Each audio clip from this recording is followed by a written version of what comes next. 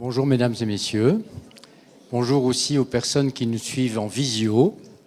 Bonjour à toutes et à tous. Bruno Paulet, je suis médecin de réadaptation auprès de personnes adultes polyhandicapées et secrétaire général du groupe Polyhandicap France. Nous débutons cette matinée par une table ronde. Cette table ronde, nous l'avons intitulée « Le parcours idéal ». Ce matin, c'est donc place au rêve, mais en prise directe avec la réalité.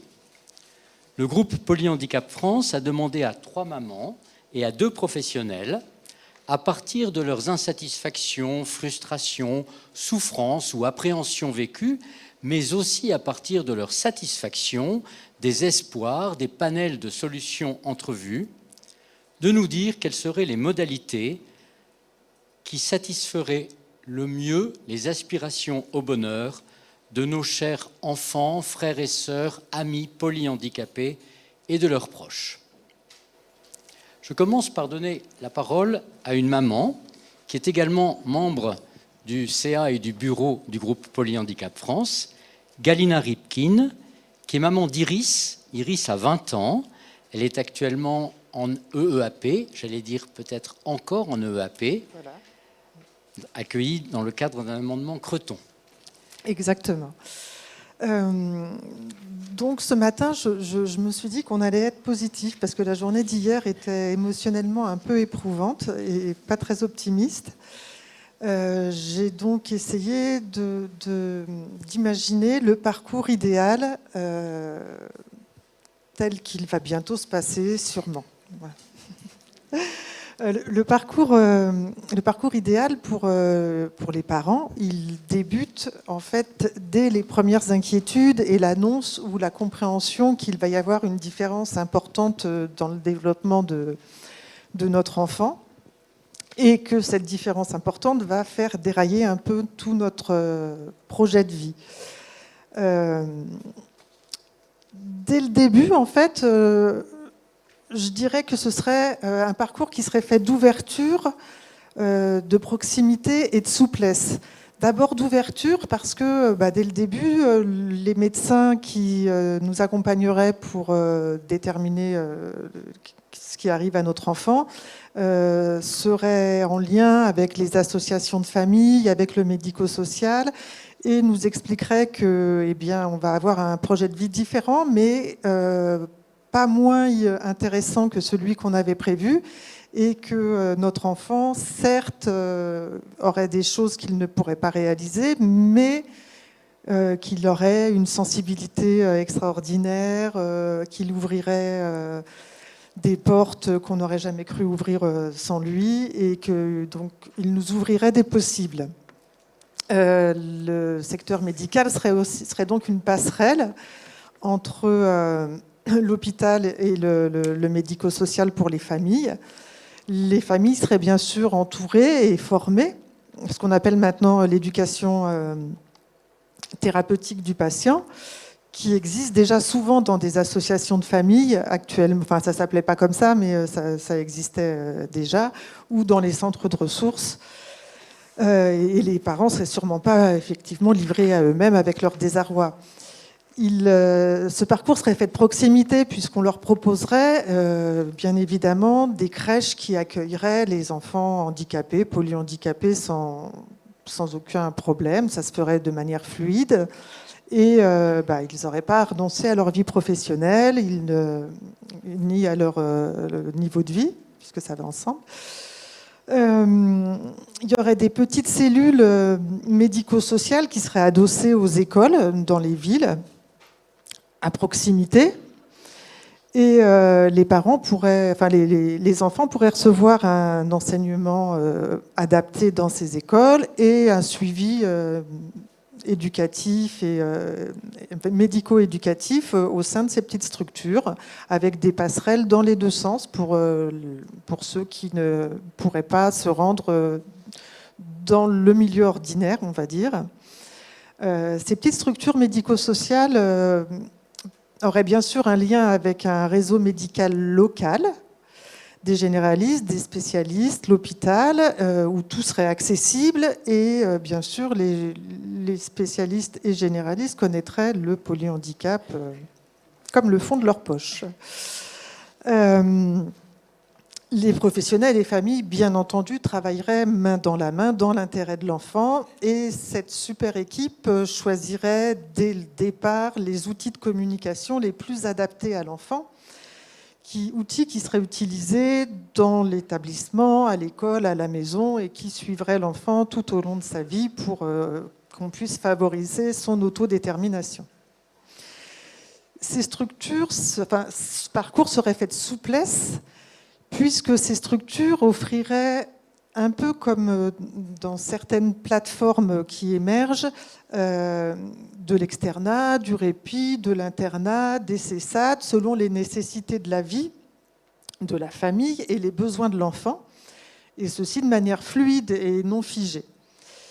L'établissement serait en lien avec un service d'aide à domicile qui prendrait le relais à la maison avec des auxiliaires formés quand le besoin s'en ferait sentir, ou quand la famille partirait en vacances, où il y aurait une possibilité d'avoir un accompagnement également.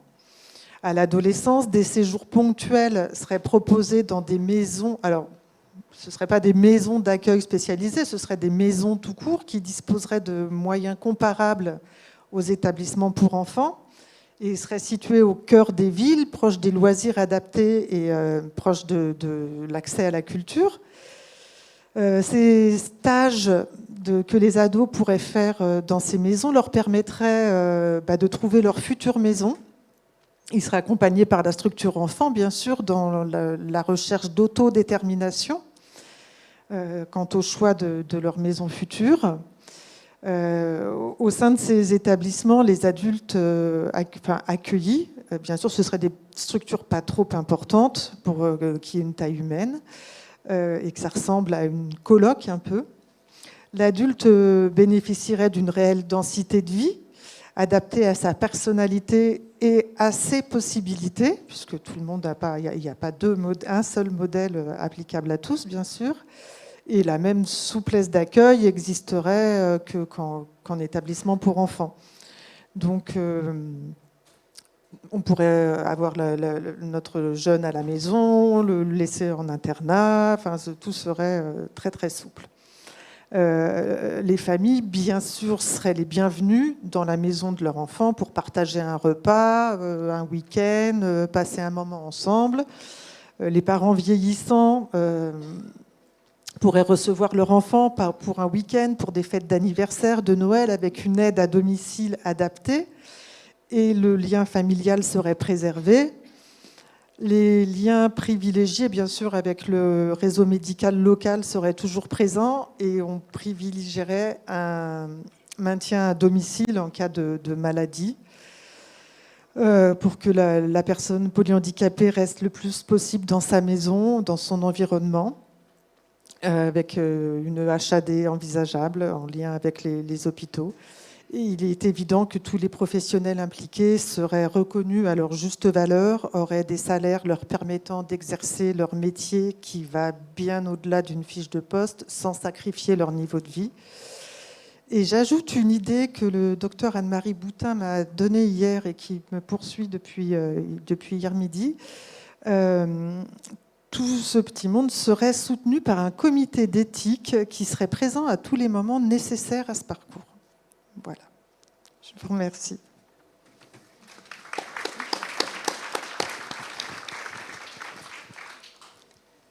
Merci beaucoup, Galina, pour cette description du monde tel qu'il devrait être. Effectivement, très complète depuis l'annonce et cet accompagnement actif et bien adapté tout au long de la vie. Je passe maintenant la parole à une autre maman, Madame Hélène Franquiel-Lebossé, qui est maman de Solane. Solane a 19 ans et il est en IEM. À vous, Hélène. Bonjour à tous. Alors, le parcours idéal, en gros, c'est un petit peu la lettre au Père Noël que Galina vient de décrire. Donc, je pense que Galina a tout dit ou quasiment. Le parcours idéal, en fait, il faut dire que c'est le parcours de l'enfant, mais c'est le parcours de la famille parce que c'est bien évidemment complètement intriqué. Alors, je vais juste reprendre quelques points et détailler quelques points que Galina a déroulés dans sa lettre au Père Noël. La première chose, c'est que les parents puissent pouvoir avoir le choix de continuer à travailler ou s'ils ont envie de pouvoir arrêter. Mais la première chose, c'est une reconnaissance sociétale de ce besoin qu'ont les parents de pouvoir faire le choix de travailler. Donc ça a des conséquences à la fois sur les organisations, pour le coup, du parcours des enfants, notamment en ce qui concerne les centres qui, certains IEM ferment, notamment, ce qui est le cas de mon fils qui ferme 11 semaines par an. Donc 11 semaines par an, quand on travaille de manière standard, c'est pas évident. Donc ça veut dire des solutions de transition pour les vacances, des solutions aussi pour pouvoir garder l'enfant le soir, et tout ça dans une continuité. Donc ça veut dire, le maître mot pour moi, c'est la coordination. Donc la coordination entre les familles, la partie médicale et la partie médico-sociale. C'est vraiment ça pour moi qui manque le plus. Un autre point qui est vraiment mon gros point noir et finalement ma plus grosse frustration, c'est l'administratif. Donc les dossiers MDPH, les dossiers médicaux, les hospitalisations, on refait des dossiers. Donc ça, en fait, c'est un tel gâchis de partout, c'est-à-dire du gâchis du temps. Je préférerais passer du temps auprès de mon fils que passer du temps derrière mon ordinateur à faire des dossiers. Donc il y a eu quand même quelques efforts faits récemment du côté de la MDPH, mais bon, nous, on ne les voit pas encore de manière concrète, mais peut-être les plus jeunes vont avoir des dossiers qui vont être peut-être plus stables dans le temps. Ensuite, finalement, cette coordination, pourquoi on en a besoin, pourquoi on veut moins de temps administratif, le maître mot, c'est le temps. Donc il faut que tout le monde soit conscient du temps que prennent les choses, ce temps invisible, qu'on passe auprès de nos enfants, qu'on passe à coordonner finalement nous-mêmes les parcours. Voilà, donc alors après, si on rentre plus précisément dans ce qu'on appelle la transition. Alors, on est toutes des mamans ici qui sommes dans la transition, la fameuse transition ado-adulte. Moi, je trouve que ça devrait même pas être un sujet finalement, mais il se trouve que c'en est un de par cette coupure entre le monde des enfants et le monde des adultes. Donc, idéalement, moi, ce que j'aimerais bien, c'est que tous ces établissements, ils soient pas tous, il n'aient pas des fenêtres d'accueil qui soient toutes les mêmes. Ça permettrait plus de souplesse, peut-être, quand on doit changer d'établissement et qu'il y ait moins de files d'attente, sans parler bien évidemment du nombre de places, même si j'aime pas ce mot-là, et d'accompagnants. Donc au final, le maître mot là-dessus, c'est la souplesse, ne pas avoir du jour au lendemain, avoir à envoyer son enfant à 100 km ou plus, de passer d'un externat à un internat et du jour au lendemain ne plus pouvoir voir son enfant parce que finalement, on n'a pas de choix. Donc ce qu'on voudrait, c'est avoir le choix et avoir le choix entre des solutions qui sont possiblement adaptées à notre enfant. Donc c'est des choses qui ont été déjà bien évoquées hier. Et puis, voilà, je voudrais juste terminer sur un projet qui concerne un groupe de familles auquel j'appartiens. Donc, partant du constat qui a été fait hier sur les difficultés d'accompagnement humain des jeunes adultes et des adultes plus vieux, on est un petit groupe de familles à se réunir en ce moment pour réfléchir à une solution alternative. Alors, on dit alternative, mais ça ne devrait pas être alternatif. On oppose un petit peu la solution accueil en établissement ou accueil dit inclusif, même si j'aime pas ce mot-là parce que il sous-entend plein de choses qu'on n'a pas envie d'entendre.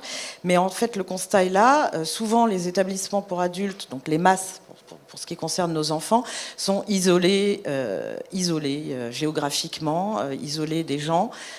Ça a été largement expliqué hier. Donc on aimerait, c'est ce qu'a expliqué Galina, qu'ils puissent vivre avec les autres, pas comme les autres, parce qu'ils ont leurs besoins, mais vivre avec les autres. donc dans des lieux de vie qui soient vraiment des lieux de vie et des lieux de rencontre. Et donc c'est pas nécessairement de l'habitat inclusif ou de l'habitat en établissement, mais ça pourrait être de l'habitat inclusif adossé à un établissement. Enfin, il y a plein de solutions souples à imaginer qui sortent des sentiers battus et d'une alternative entre A ou B. Voilà, donc je ne vais pas décliner ça parce que je pense que Séverine va parler peut-être d'un projet un petit peu similaire. Merci beaucoup Hélène. Juste un petit mot sur ton intervention. Lorsque nous avons préparé cette table ronde, tu nous as dit effectivement quelle souffrance ça avait été pour toi d'être confronté à un ultimatum d'acceptation d'une proposition. Bon. Peut-être en dire un petit mot. Il se trouve, attends, je suis à vif dans le sujet là aujourd'hui. Si, bien sûr. Voilà, donc Solane a 19 ans. Ça fait quand même 2 ou 3 ans que je prépare la transition sur le papier. Donc sur le papier, c'est les dossiers MDPH. En me mettant dans la tête que de toute façon, il n'y a pas de place, il n'y a pas de place, il n'y a pas de place. Bon, notre projet d'habitat partagé en colocation, ça demande beaucoup de temps et on sait que ça ne va pas être ni l'année prochaine ni dans 2 ans, au mieux dans 3, 4, 5 ans, ou peut-être pas du tout. Donc j'ai déroulé le chemin MDPH en faisant tous les dossiers bien comme il faut. Mais par contre, j'ai refusé une chose, c'est passer, comme je vous le disais tout à l'heure, de l'externat à l'internat. Donc je n'ai fait des dossiers que pour des établissements proches de chez moi, qui proposait soit de l'externat, soit de l'alternat. Ça, c'est une solution qui est pas mal, avec de la souplesse, alterner, quelques jours d'internat et des jours où l'enfant revient à la maison. Et donc, j'ai fait ces dossiers en me disant, de toute façon, il n'y a pas de place nulle part. Voilà, il faut faire les dossiers, faisons des dossiers. Et j'ai eu un coup de téléphone la semaine dernière d'un établissement qui m'a dit, on a le dossier de votre fils sous les yeux, il y a une place d'externat qui vient de se libérer. Donc ça m'a fait un petit choc, parce que même si ça correspond à peu près à ce que je voulais, donc de l'externat, très bien, malgré 3 ans de préparation administrative, psychologiquement, j'étais pas du tout prête. Donc j'ai commencé à m'imaginer, bon, alors j'ai l'été pour me préparer, au mois de septembre, on va peut-être imaginer passer dans un externat. Pour adultes, parce que c'est ça la question, c'est pour adultes, et avec l'image qui a été décrite hier de la différence entre l'accompagnement adulte et enfant. Et je ne suis pas du tout prête. Et puis là, j'ai compris que c'était pour ce mois-ci, là. Et que voilà, on va visiter l'établissement vendredi. Et on va peut-être devoir prendre une décision la semaine prochaine. Donc, ce colloque fait office de thérapie pour moi, finalement. C'est un cran de plus dans la préparation. Et voilà, donc le côté raisonnable dit, c'est ce qu'on souhaite. Une place proche en externat. Il va continuer de revenir à la maison tous les soirs. Mais à la fois, on va passer dans le monde des adultes. Et c'est vrai que là, ah oui, un dernier point que j'ai oublié de dire, puis après je te laisse la parole, Séverine. Un point qui est important aussi, je trouve, c'est finalement la mixité des enfants ou des adultes accueillis. Et on a tendance, je trouve, à ne pas assez mélanger les types de profils des personnes accueillies. Et finalement, je trouve qu'il y a des interactions qui peuvent se faire entre les personnes accueillies qui sont super intéressantes. Et notamment dans l'établissement où est Solane, il y a majoritairement des enfants polyhandicapés, mais pas que. Il y en a qui sont sourds, il y en a qui marchent, il y en a qui... Voilà. Et en fait, ça crée une dynamique entre les enfants qui fait partie finalement de la vie, quoi. Et du dynamisme et de la vie qu'il y a dans cet établissement. Et j'ai l'impression que dans les masses, enfin celles que j'ai visitées, finalement, il y a moins de dynamique parce qu'on met ensemble que des personnes qui ont beaucoup moins de possibilités d'expression ou de mouvement, ce qui est inhérent à leur handicap. Mais finalement, je me dis, par exemple, une personne avec une déficience intellectuelle légère ou modérée pourrait être valorisée de participer à s'occuper à sa mesure d'un jeune avec un polyhandicap et des difficultés plus lourdes d'expression. Et je pense que c'est des dynamiques qu'on pourrait encourager, c'est-à-dire voilà. Et finalement, ce qui compte, c'est peut-être pas l'étiquette qu'on met sur nos enfants. Alors, quand je dis nos enfants, c'est au sens large. Il reste nos enfants jusqu'à très tard. Mais plus choisir avec qui, leur laisser choisir avec qui ils vont vivre, et plus se baser sur la personnalité. Alors bien sûr, forcément, on ne peut pas nier le côté médical qui est très lourd, l'accompagnement médical bien évidemment, mais peut-être plus penser à la personnalité de nos enfants. Voilà. Merci beaucoup Hélène. Lors de la description par chacune des mamans et des professionnels de ce monde tel qu'il devrait être, des mots-clés apparaissent. N'hésitez pas à en prendre note à la fin de la table ronde. Une diapositive essaiera de regrouper les mots-clés, mais comme elle a été préparée, cette table ronde, cette diapo, avant que la table ronde n'ait vraiment lieu, à partir de notre préparation en visio, elle sera sans doute incomplète et je serai très heureux de vous entendre la compléter. Je suis content de passer la parole maintenant à Séverine Pérez, qui est maman de Pablo. Pablo a 20 ans et il est en IME. S'il vous plaît, Séverine. Oui. Bonjour à toutes et tous. Alors évidemment, je rejoins complètement Galina et Hélène sur ces lettres au Père Noël magnifiques. Comme nos enfants ont en moyenne 20 ans, on a déjà un bon parcours derrière nous. Pablo a d'abord passé beaucoup de temps à l'hôpital, ensuite il a été accueilli en CAMS. C'était sympathique. Enfin, je trouve que Pablo a presque un parcours idéal, mais en fait, si on pointe les moments clés, ça a été extrêmement douloureux. De passer de l'hôpital au CAMS, c'était compliqué. On se sentait très seul, très démuni. De passer du CAMS à l'IME, ça s'est fait en moins d'une semaine. Donc ça a été très très compliqué dans la mesure où Pablo avait à peine 3 ans et que moi j'étais persuadée qu'il irait à l'école. Donc ça a été un moment intense de souffrance. J'ai passé tout l'été à pleurer pensant que j'abandonnais mon fils dans un établissement. Voilà, ça c'est des choses que les familles gèrent seules la plupart du temps. Donc je rejoins l'idée d'un accompagnement continu et global de l'enfant certes, mais aussi de l'entourage. La fratrie aussi, c'est important, parce qu'elle vit tout ça, elle subit tout de plein fouet. Et donc il faut aussi avoir du temps pour eux, les préserver, s'occuper d'eux. La première IME, ça s'est bien passé, il s'est mis à faire beaucoup de progrès, du coup on a trouvé ça génial au final, malgré la souffrance de départ.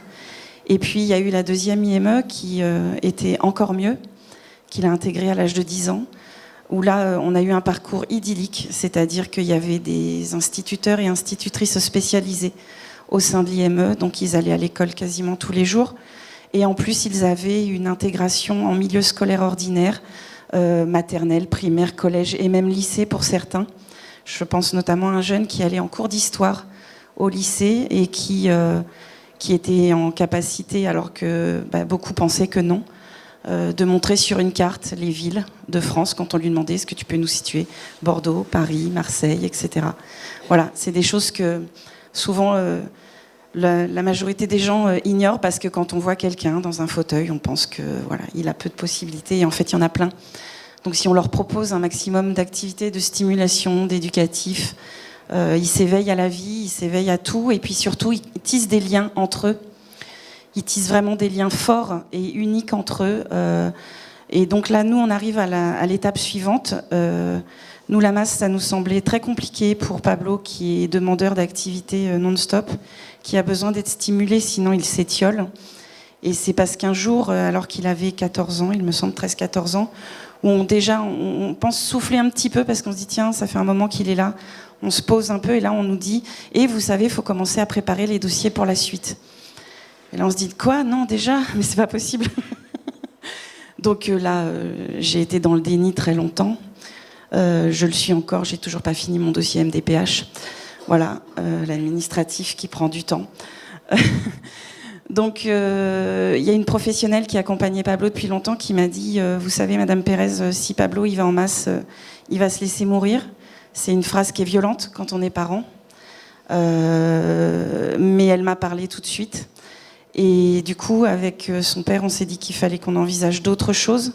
Donc on a commencé à se pencher sur ce qui pouvait exister d'autre et à émerger dans notre région une association qui s'appelle Tandis-quoi, qui propose des colocations pour tout type de handicap, justement, avec une mixité des personnes qui intègrent la coloc. Alors il se trouve que la toute première coloc, c'est un jeune, justement, en situation de handicap qui l'a demandé, parce qu'il a vu son frère et sa sœur partir en coloc. Il a dit « Et pourquoi moi je n'aurais pas le droit ?» Donc il aura fallu 10 ans pour monter cette première coloc. Pablo devrait intégrer la 3e. Pour savoir avec qui il allait intégrer la coloc, autant les 2 premières colocs se sont faites avec les personnes de Tandicois qui ont proposé à plusieurs familles, autant nous, on est arrivé à 4 familles déjà, en disant, voilà, nous, nos 4 jeunes, ils veulent vivre ensemble, donc on voudrait une coloc, s'il vous plaît. Donc ils sont ensemble à l'IME depuis 10 ans maintenant, tous les 4. Il y a 3 garçons et une fille. Et il est évidemment hors de question de les séparer. Ils ont déjà eu l'occasion d'être séparés dans des groupes différents. Et ça s'est très mal passé, donc on les a très vite remis ensemble. Et leur avenir, c'est ça, c'est de pouvoir vivre chez eux. Donc l'idée, c'est de mutualiser, donc c'est quand même une mentalité qu'il faut accepter, mutualiser toutes les heures de PCH, quel que soit le handicap, c'est-à-dire que celui qui est le plus handicapé paye un peu pour tout le monde aussi. L'AH sert à régler le loyer, les charges, etc. Les heures de PCH servent à payer le personnel présent 24 heures sur 24. Évidemment qu'il est hors de question de le laisser ne serait-ce que 30 minutes tout seul. Donc il y a toujours minimum une personne, mais en général, peut y avoir jusqu'à 2-3 personnes selon les activités proposées dans la journée. Il y a une responsable de la vie sociale et partagée qui s'occupe justement de voir leur projet de vie, à la fois individuel, c'est-à-dire les envies de chacun, ceux qui veulent aller à la piscine, ceux qui veulent aller à Zumba, ceux qui veulent aller à la bibliothèque. Ils vont évidemment faire leurs courses, ils participent aux activités culturelles de la ville, aux activités, tout ce qui est proposé au sein de la ville. Il y a toute une coordination médicale aussi autour de leur habitation. Il y a les infirmières qui passent. Le personnel a eu l'autorisation de l'ARS, les auxiliaires de vie ont eu l'autorisation de l'ARS pour passer certains médicaments pour ceux qui sont sous gastrostomie. Et puis, il y a quelqu'un la nuit. Et évidemment, après, il y a le projet commun, c'est-à-dire qu'à tous les 4 aussi, qu'est-ce qu'ils souhaitent pour leur vie dans la coloc. Donc il y a des repas qui sont organisés pour accueillir les familles, un dimanche de temps en temps, un repas de Noël, les anniversaires, ce genre de choses. Il peut y avoir des séjours aussi d'organiser, 3 jours en Normandie, ce genre d'événements. Et voilà. Et l'idée, c'est de pouvoir leur apporter la vie la plus agréable possible et la plus adaptée à leurs envies, avant tout. À leurs besoins ensuite, bien sûr, mais d'abord à leurs envies. Pour ma part, la coloc a ouvert en 2017, donc Pablo avait 15 ans. Ils ont fait une journée porte ouverte pour la galette des rois. On y est allé parce qu'en plus, dans cette première coloc, il avait 2 copines à lui de l'IME, donc il avait envie de retourner les voir. Et j'ai su qu'on avait fait le bon choix en partant dans cette direction-là parce que lorsqu'on a visité, alors évidemment j'avais bien expliqué avant à Pablo, lorsqu'on a été visité, il s'est assis dans la chambre d'Étienne, qui est un des jeunes qui habite cette coloc. Et ça a été très compliqué de le sortir pour rentrer à la maison, parce qu'en fait, il avait décrété que c'était sa chambre, et qu'il était très bien là, avec ses copines, et que ça lui allait bien. Donc voilà pourquoi on a décidé ce chemin-là. Tout à l'heure, Hélène m'a posé une question qui m'a un peu remuée. Elle m'a dit, est-ce que tu as un plan B ? Non. Voilà, j'ai même pas fait le dossier MDPH, donc le plan B, il est loin. Donc voilà, pour moi, c'est hors de question d'envisager autre chose. Ça prendra le temps que ça prendra. Évidemment, là, comme il est en IME, il va passer en amendement Creton. Mais notre idée, c'est qu'il n'y reste pas trop, parce qu'on sent bien aussi, à 20 ans, un IME, c'est plus ce dont ils ont besoin et ce à quoi ils aspirent. Donc même s'ils sont sur un groupe où les éduques et les professionnels sont top et font leur maximum pour répondre à leurs envies, ça reste quand même très enfant par rapport à leurs envies et leurs besoins. Donc voilà, ce qui leur fait plaisir au quotidien, si c'est de traîner sur le canapé à regarder des clips, eh ben eux, c'est les plus heureux. Voilà. Merci beaucoup, Séverine. Peut-être une petite question technique d'abord, si vous le voulez bien. Vous nous avez dit que dans le projet d'habitat partagé, l'ARS autorisait la pratique de gestes sanitaires à des personnes qui n'ont pas une formation sanitaire. Est-ce que vous pouvez préciser un petit peu ce détail, s'il vous plaît ? Oui. Alors, bien que ça ne soit pas encore la réalité vécue, mais enfin, oui. ce que vous en savez, quoi. Ce que j'en sais, en fait, c'est qu'elle comme il y a un des jeunes qui est qui est fortement épileptique, elles ont le droit maintenant de passer le médicament pour arrêter les crises tout de suite sans attendre l'arrivée des pompiers, etc., ou l'infirmière. Voilà, donc c'est quand même plus simple. C'est pareil, il y a des médicaments qui doivent être faits à heure fixe. Et on sait bien qu'en SIAD, les infirmières ne passent pas aux heures pile, elles font selon leur tournée. Donc ça permet c'est un confort de plus pour la vie du jeune, en fait. Et évidemment, c'est basé sur l'idée que celles qui le font sont d'accord pour le faire, bien sûr. Après, pour les conditions précises, je suis désolée, j'ai pas les éléments. Bien sûr. Et donc, il y a des protocoles préécrits, oui. Et donc une autorisation administrative qui a été donnée. Et notamment, vous parliez de l'alimentation par gastrostomie également. Oui. Alors, elles ne font pas la manipulation complète, mais elles ont le droit de mettre en route, d'éteindre, etc. Ça, elles ont le droit. Merci beaucoup. Vous avez bien fait de nous dire qu'effectivement, il faut pouvoir proposer à chacun une solution propre à lui, selon ses avis, selon ses envies, selon ses aspirations, comme vous le dites.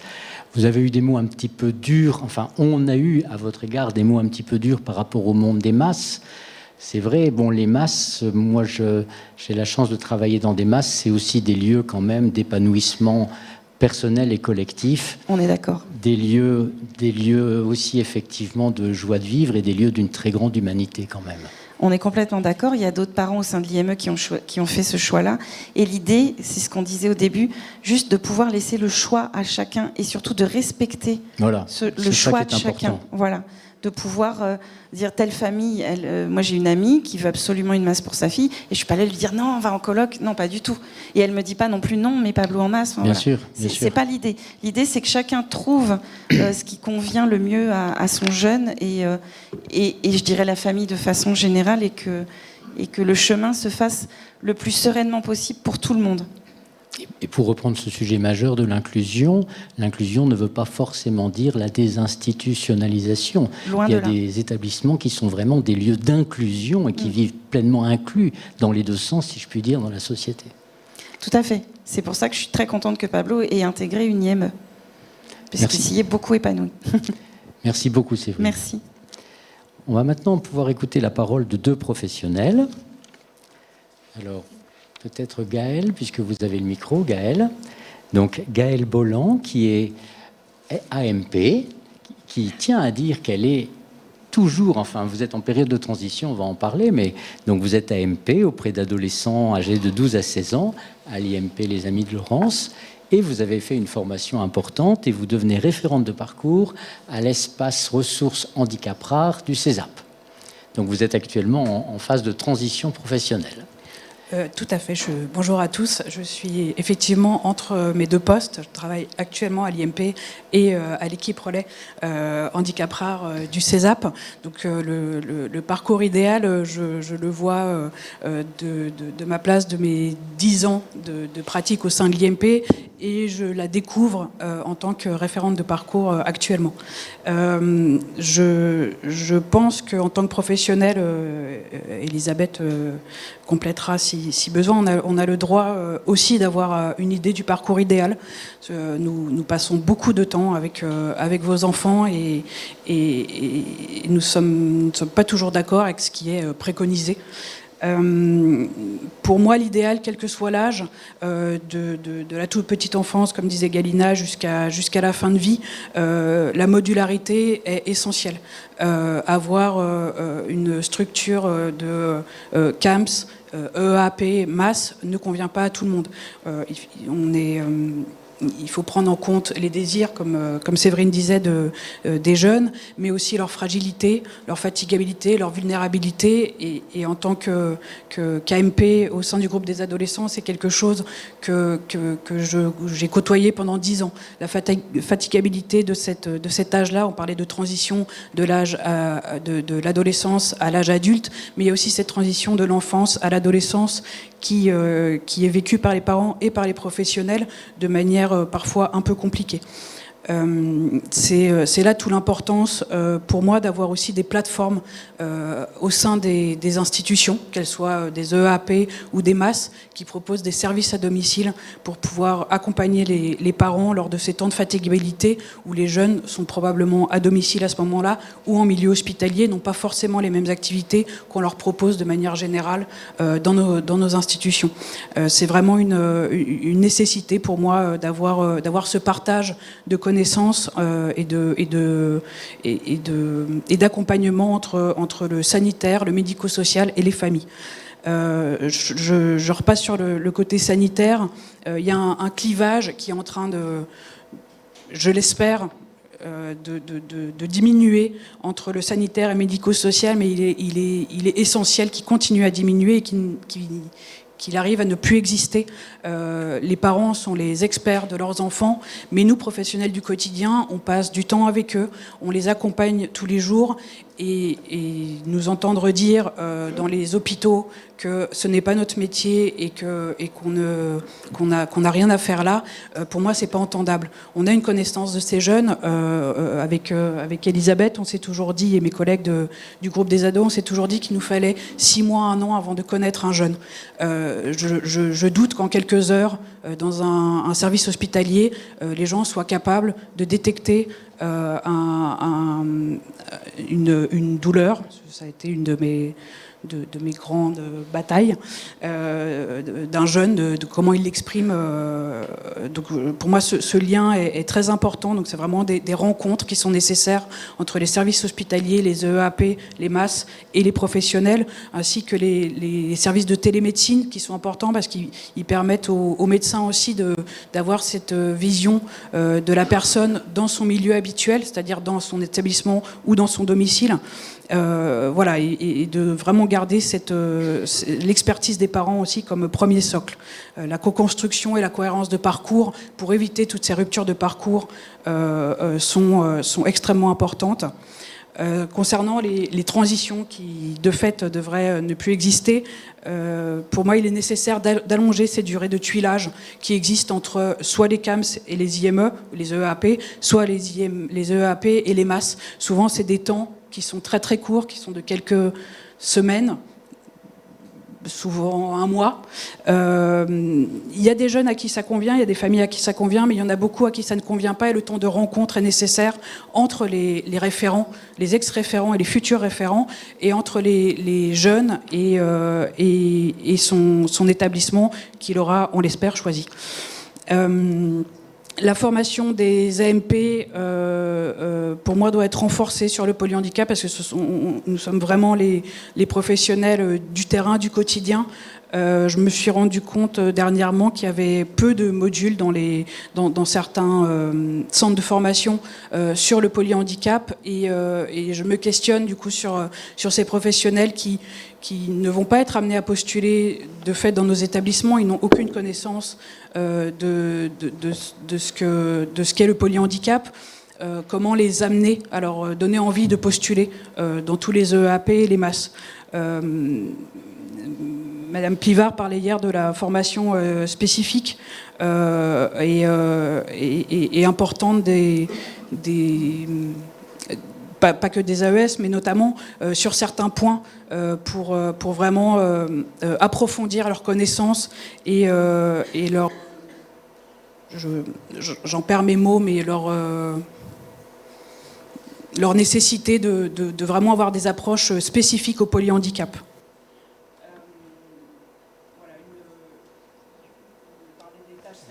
Aussi, ça a coupé. On parlait des tâches sanitaires aussi, effectivement, une délégation peut-être plus formelle des tâches sanitaires auprès des AES, MEES, faites par les IDE, me semble aussi importante pour pouvoir proposer tout au long d'une journée un accompagnement idéal et adéquat. Voilà, je crois que j'ai donné mon envie d'être au Père Noël en tant que professionnel, qui rejoint finalement assez bien celle des parents, et j'espère qu'on y arrivera.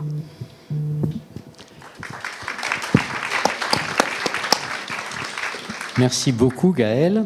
Alors Elisabeth a une tâche difficile parce que parlant en dernier, évidemment, beaucoup de rêves ont été exprimés, beaucoup de solutions en cours ont été effectivement présentées.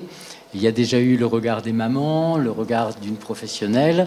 S'il vous plaît, Elisabeth, pour vous, quels éléments il faut apporter pour que le parcours s'améliore et tende vers un idéal? Alors moi, bonjour, pardon.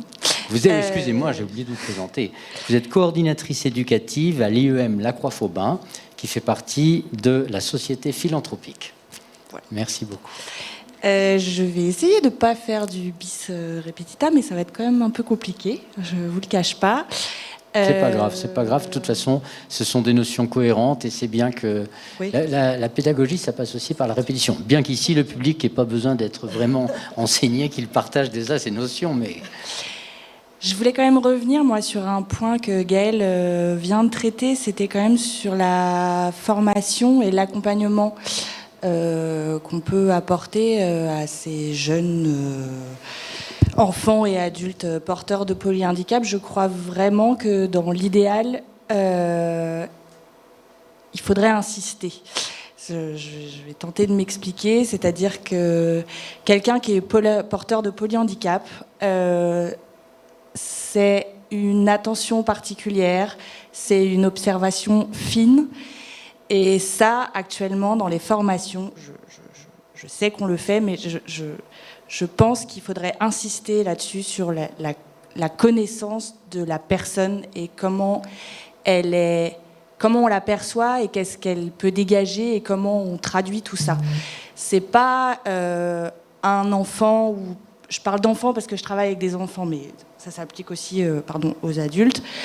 C'est pas des personnes lambda, c'est des besoins spécifiques. Je le répète, c'est une attention particulière. Et ça, moi, je vois bien dans les gens avec qui je travaille, il faut leur montrer que tout est possible.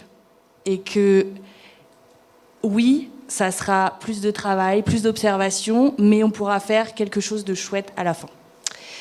Et je voulais pas éventuellement d'ailleurs, je voulais parler d'autre chose. Je voulais parler alors c'est beaucoup plus bref que les mamans et que ma collègue. Je voulais parler de l'accueil. C'est ce que je disais au docteur Paulet en préparant un peu la table ronde.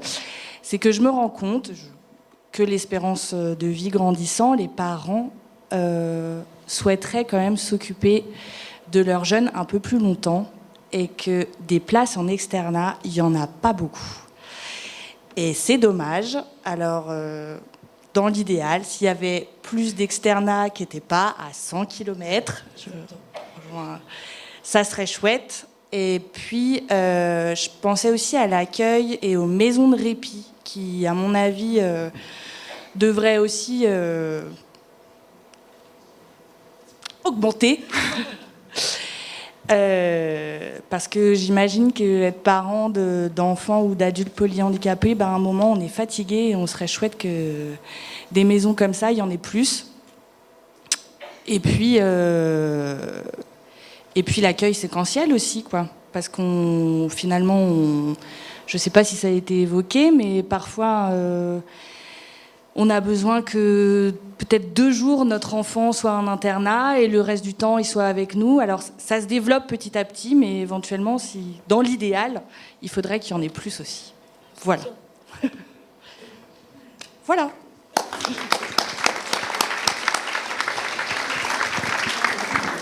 Merci beaucoup, Elisabeth. La parole c'est une table ronde et évidemment, elle contient toute la salle, cette table ronde. La parole est donc à vous. Y a-t-il des propositions, des solutions, des thématiques qui n'ont pas été abordées que vous allez apporter? Monsieur Pivetta, Richard Pivetta, avec plaisir. Alors, j'apporte le micro.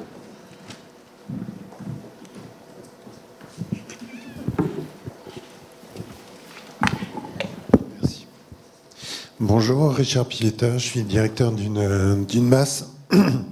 Et donc, je voudrais un petit peu revenir sur l'image qui est souvent véhiculée dans ce type de colloque sur les masses, parce que ça fait à peu près 20 ans que j'y travaille et que moi, je voudrais dire que je suis très fier du travail qui est fait par mes professionnels, par le quotidien, par leur investissement dans les activités éducatives, dans les prises en charge paramédicales, dans le travail qui est fait avec les équipes paramédicales sur le terrain. On a des intervenants extérieurs, il y a de la musicothérapie, il y a de l'équithérapie. Le travail de transition, il est fondamental. On y travaille beaucoup, on va dans les établissements, on reçoit les familles, on essaye de prendre le temps qui nous est imposé. L'ARS nous oblige à ne pas laisser vacantes des places, mais pour autant, on le fait. On laisse des places plus longtemps qu'il nous est autorisé. Et ça, du coup, j'aimerais bien un peu de reconnaissance de ce travail-là qui est fait dans ces structures, parce que c'est pas évident tous les jours d'entendre dire que le rêve dans les institutions pour enfants, c'est de pas aller en masse parce que ça fait peur. Et alors qu'on a des modalités diverses, on fait de l'externat, on fait de l'alternat, on fait de l'accueil séquentiel, on fait de l'internat, on fait de l'internat inclusif. La place des familles, elle est fondamentale, on ne sait pas faire autrement. On ne sait pas faire autrement sans travailler avec eux. À la masse, l'établissement, il est ouvert 24 heures sur 24, 365 jours par an, 7 jours sur 7. Et pour moi, les familles, ils peuvent y venir quand ils veulent. Après, la moindre des choses, c'est de prévenir quand on va chez les gens. Donc on s'organise, mais c'est pas du tout fermé. Donc tout ça, on peut le faire grâce à une éthique qui est travaillée régulièrement avec les professionnels, avec les familles. Et puis il y a des moyens, parce que sans les moyens, on ne peut pas faire grand-chose. Donc voilà, je voulais juste préciser ça.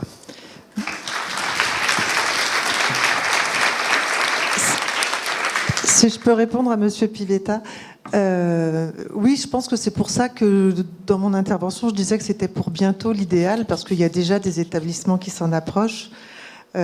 Après, comme le disait Séverine, et comme on l'a tous dit, je pense, tous les besoins et tous les choix sont fonction de la personne. Et aucun choix n'est à juger. On peut souhaiter une masse, on peut souhaiter un appartement en coloc. La diversité, c'est bien ce qui caractérise aussi le polyhandicap, puisqu'il n'y a pas un polyhandicap, mais des polyhandicaps. Oui, moi je pense qu'effectivement, comme tu viens de le dire, Galina, et comme l'avait dit Gaël, il faut une palette d'offres qui puisse satisfaire les aspirations des uns et des autres. Mais je tiens aussi, moi aussi, à dire combien les masses, je le répète, sont des lieux d'humanité. J'ai eu la chance de travailler dans la masse que tu diriges, Richard. Je travaille dans la masse d'Odile Carlier. Ce sont des lieux où je vais avec bonheur, parce que vraiment, il y a une humanité, une proximité. Il y a un moment où on ressent cette humanité, cette proximité. Je m'excuse, c'est un moment triste. C'est notamment, par exemple, quand un résident d'une masse décède et qu'on voit effectivement la place qu'il tenait dans le cœur de tout le monde et ce qui se passe autour de cet événement et de ses funérailles. Je m'excuse de donner cet exemple en creux, si je puis dire, mais c'est vraiment des lieux d'humanité et d'attachement très grand. Bonjour, alors moi je suis Manuela Deleville, je voulais apporter ma parole en tant justement que maman d'un adulte, parce que je trouve que ça manque un petit peu de témoignages. Vous parlez beaucoup des jeunes, ce que vous avez vécu, moi je l'ai vécu aussi, Louis a maintenant 29 ans, il va avoir 30 ans, il a eu un parcours presque identique à celui de vos enfants, hôpital de jour, IME pour adolescents autistes, alors que son diagnostic n'était pas connu à l'époque. Mais moi, j'ai insisté pour qu'il reste dans cette structure parce que je trouvais qu'on lui proposait beaucoup plus que ce qu'il pouvait trouver ailleurs. Et ensuite, pareil, la même chose, arrivé l'âge adulte, il faut se casser la tête. Et justement, il y avait un établissement qui allait se créer dans le 78 pour des personnes, des jeunes adultes polyhandicapés. Eh bien, moi, j'ai découvert le monde du polyhandicap à ce moment-là, parce que mon fils est dans un polyhandicap un petit peu compliqué, pas tout à fait autiste. C'est une étiquette qu'on met sur des jeunes.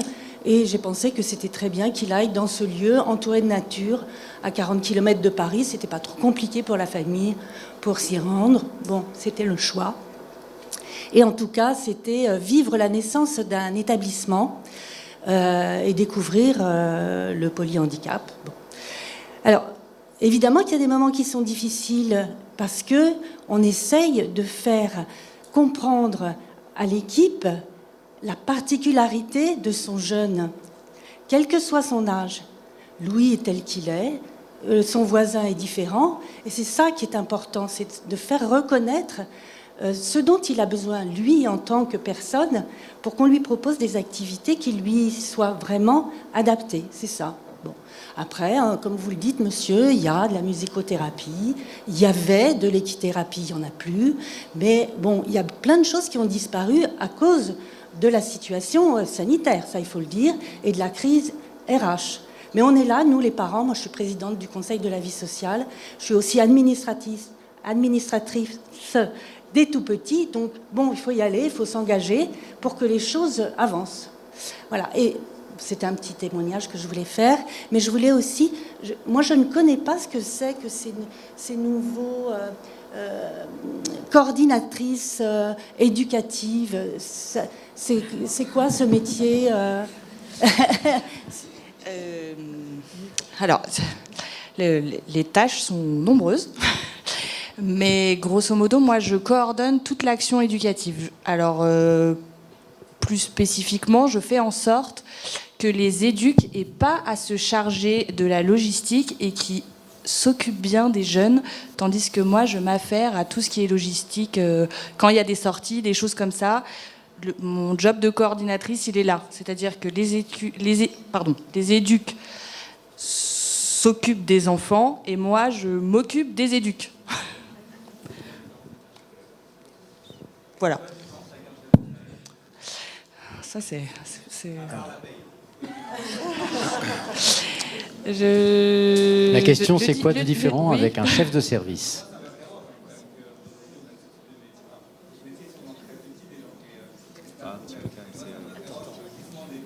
D'accord.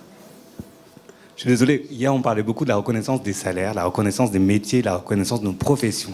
Ça n'a rien à voir avec vous. Et moi, ça m'interroge énormément ce type de nouveau métier qui est la coordination éducative, qui est hyper utile. Mais j'ai beaucoup de mal, moi, en tant que DG, de voir la différence entre ce que vous faites, vous, et un chef de service, à part la question de l'autorité et du pouvoir. Au-delà de ça, il y a un glissement des tâches. Et pour moi, que va faire le chef de service, alors ? Et alors, si le chef de service fait le boulot du directeur adjoint, que va faire le directeur adjoint ? Et que, enfin, on peut aller très loin comme ça. Et je pense que vraiment, aujourd'hui, on a un devoir, nous, en tant que professionnels, de faire valoir nos métiers comme étant des métiers essentiels et de ne pas se laisser avoir dans le glissement des tâches. Oui. Non, mais enfin, moi, ça m'inquiète. Enfin, je trouve ça très bien, mais je trouve ça inquiétant aussi pour demain. Et chef de service, il y a des formations. Hier, on parlait de la formation. Et être formé, c'est important. C'est pas n'importe qui est chef de service. C'est pas n'importe qui, enfin n'importe qui peut-être s'il en a envie, mais c'est quelqu'un qui a suivi une formation, c'est quelqu'un qui a suivi des questions sur l'éthique, c'est quelqu'un qui a suivi des questions budgétaires, qui a suivi l'animation, du management. C'est pas quelqu'un qu'on a décrété comme étant faisant fonction d'eux. Mais je pense qu'on a vraiment à se battre, hein, et pas se laisser avoir sur des mots comme ça de coordination, voilà, parce que je me dis vraiment demain à quel prix. Et là, franchement, ça m'énerve un peu, je suis désolé, mais à quel prix, demain, on va payer les gens ? À quel prix on va laisser faire et laisser découler des situations de responsabilité ? Et quand on est en situation de responsabilité, ça vaut de l'argent. La compétence se paye.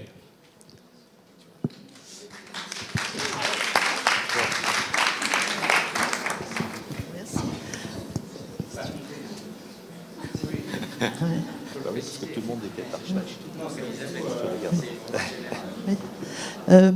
Bonjour, Martine Gaudy, je suis la maman d'une jeune fille qui a cheminé longtemps aux côtés de Louis. Nous connaissons depuis très longtemps.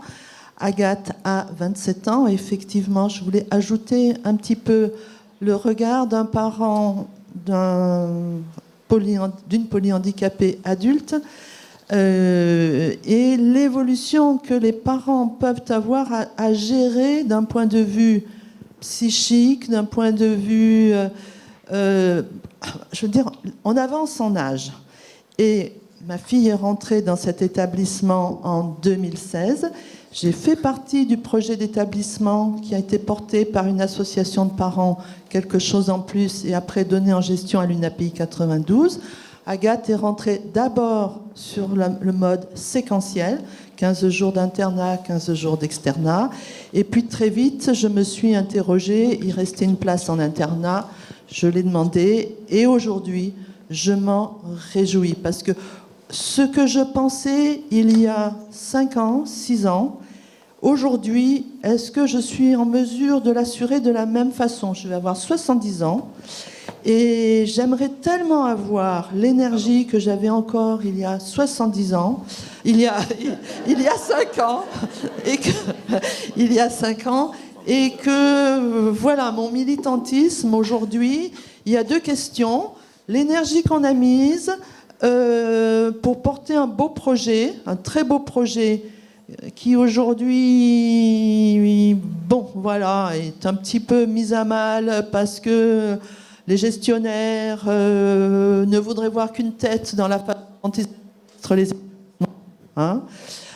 Donc il y a cette dérive, effectivement, par rapport à ce qu'on avait imaginé, comment on le fait vivre, et puis nous-mêmes, parents, dans notre représentation, on est obligés de se dire, voilà, ce que je pensais il y a 5 ans, ce que je pouvais faire il y a 5 ans, et ce que je vais pouvoir faire encore dans 5 ans, c'est pas tout à fait la même chose.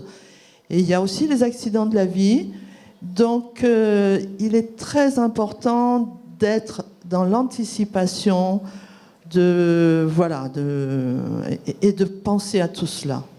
Oui, je suis complètement d'accord, et d'où l'angoisse. Là, on me propose une place en externat. Je sais bien que l'externat, ça va être un temps. Il y a un moment, il va falloir encore une transition. Donc c'est d'où le besoin de souplesse et de modularité.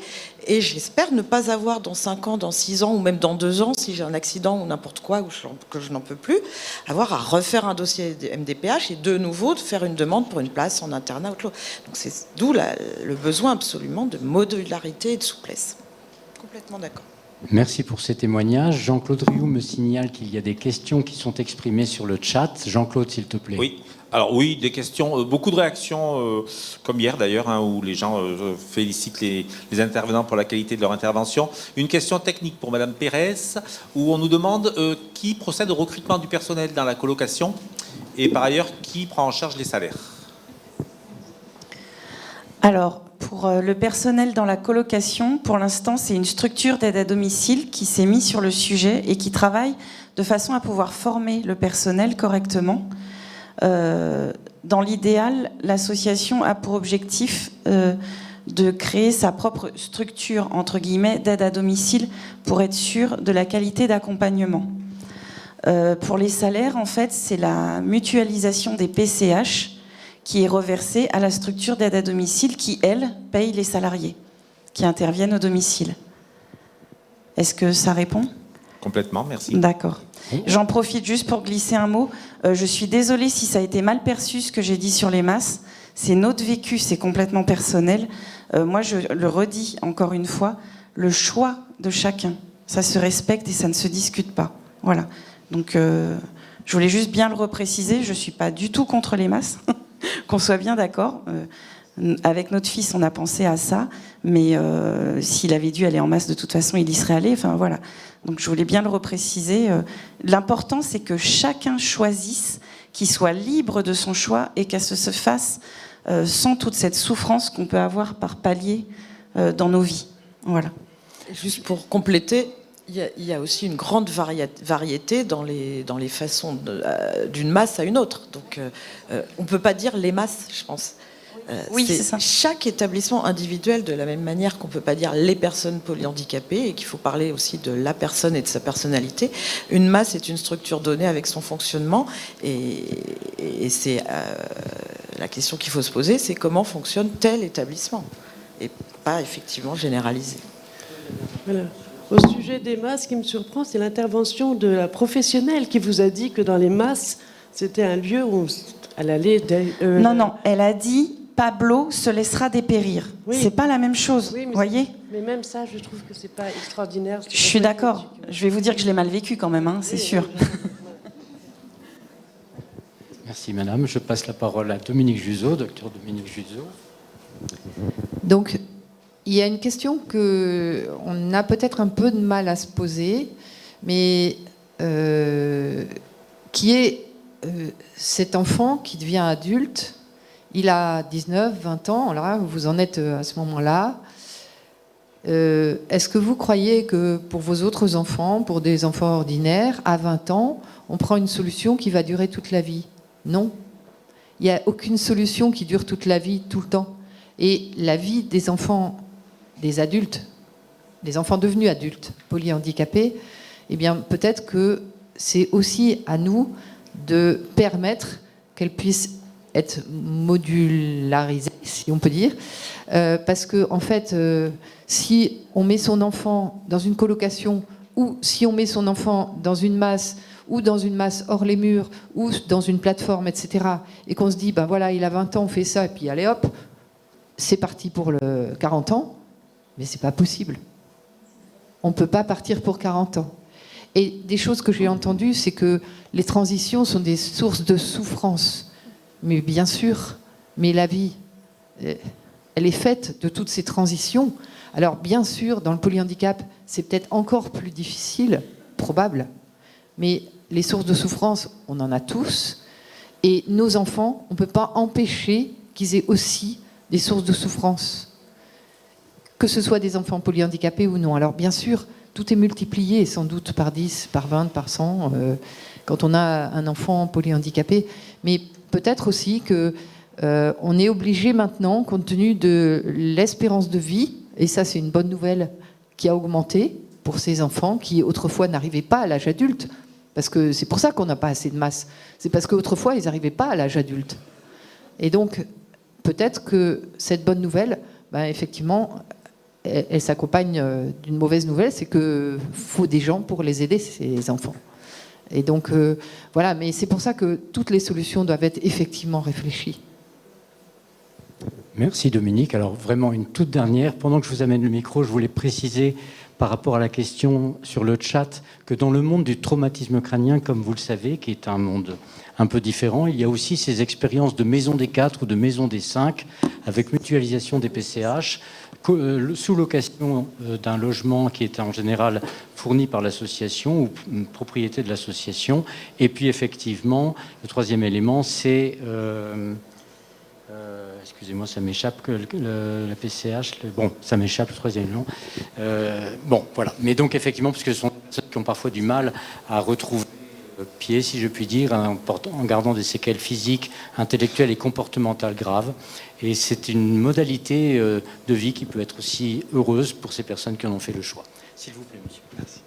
Bonjour, Éric Leuillet, psychologue depuis 20 ans dans 2 établissements des EEAP pour enfants, adolescents, adultes, polyhandicapés, d'Eure-et-Loire à l'ADAPI 28. Je vais enfoncer des portes ouvertes juste pour dire vive la souplesse, vive le tuilage.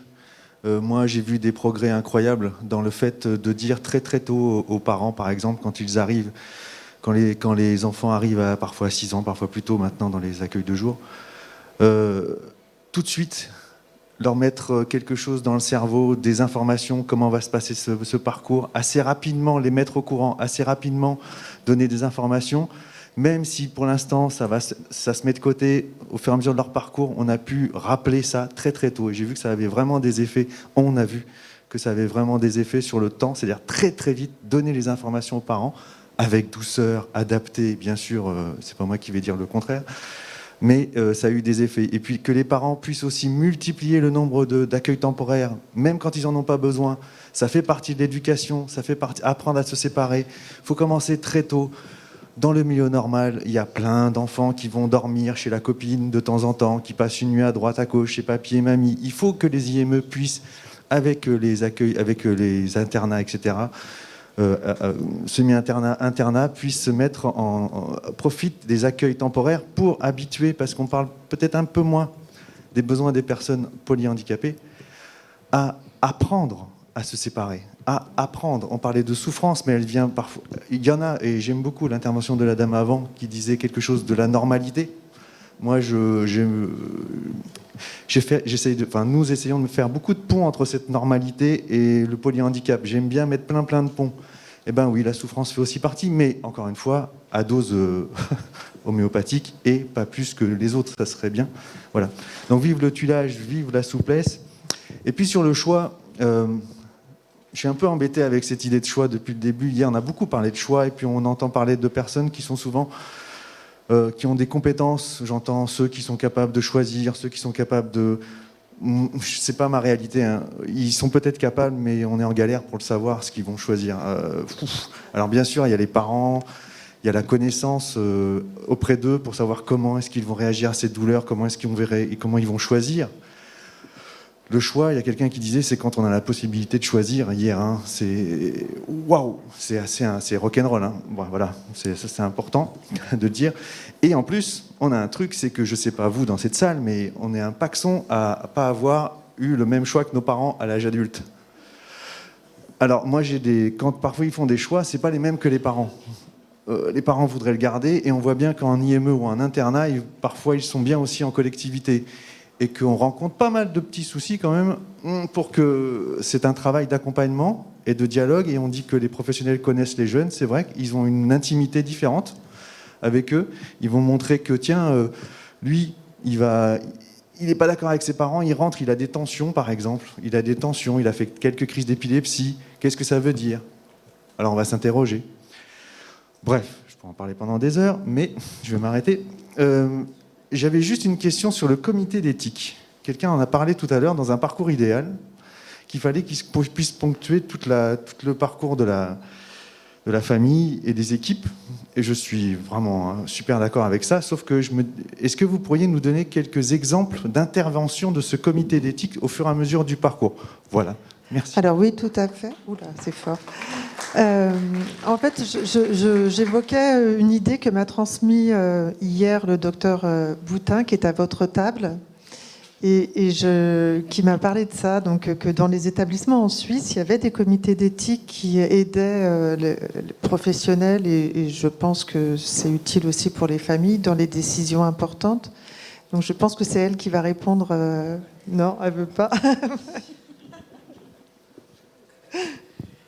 Oui, bon, c'est exact.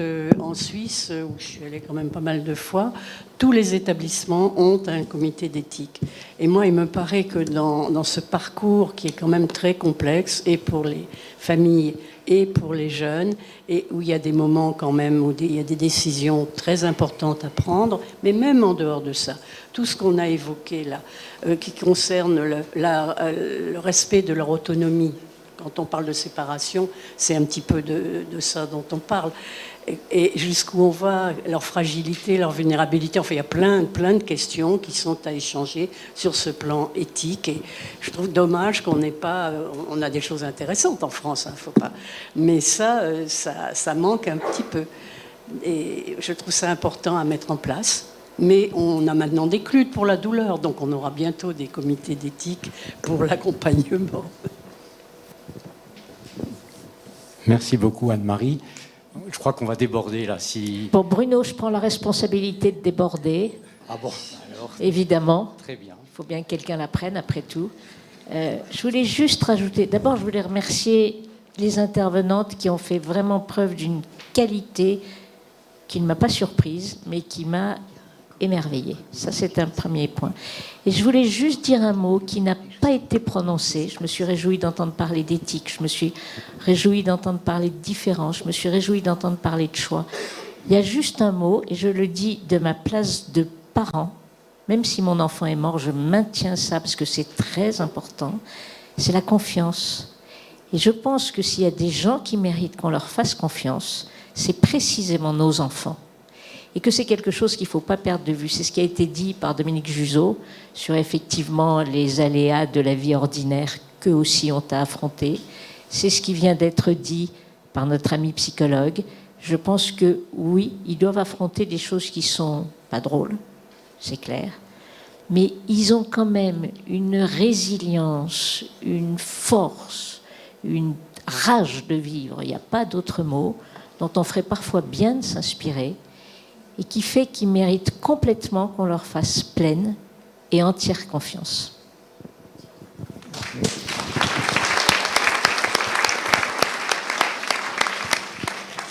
Si si vous le voulez bien, nous allons clôturer là notre table ronde. Simplement, petit point de précision que le docteur Juseau voudrait apporter par rapport au comité d'éthique et ce qui se passe en Loire-Atlantique. Dans les Pays de la Loire, il y a une structure. Alors, évidemment, au moment de le dire, je ne me souviens plus du nom. Je me souviens que c'est Mathieu Fert qui dirige cette structure et qui travaille sur l'éthique et le polyhandicap. Et il fait des tas de réunions avec... Enfin, il n'y a pas un comité d'éthique dans chaque établissement, mais lui, il a fait un comité d'éthique qui se déplace et qui utilise les personnels des différents établissements et les parents des différents établissements. Donc il y a des initiatives qui se mettent en place, et c'est une initiative qui fait l'objet aussi d'une collecte, je pense,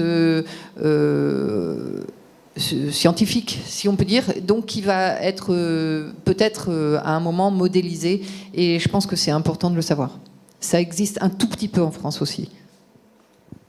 Merci pour cette précision. En remontant l'escalier, tout à l'heure, si je me suis permis de parler des maisons des 5, c'était aussi parce que le service d'aide et d'accompagnement à domicile que vous citiez, qui allait être formé aux spécificités du polyhandicap, c'est effectivement la même chose dans le monde du traumatisme crânien. Des services d'aide et d'accompagnement à domicile accompagnent chacune de ces maisons des 4 et ils sont eux-mêmes spécifiquement formés aux particularités du traumatisme crânien grave et de ses séquelles. Pardon ? Oui, ça dépend des endroits. Bon, merci beaucoup, mesdames, pour cette table ronde. Nous avons dépassé l'horaire.